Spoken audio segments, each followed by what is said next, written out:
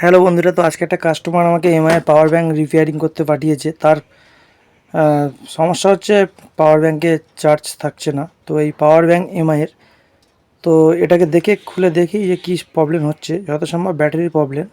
তো কি আছে দেখি, তো চলো শুরু করা যাক।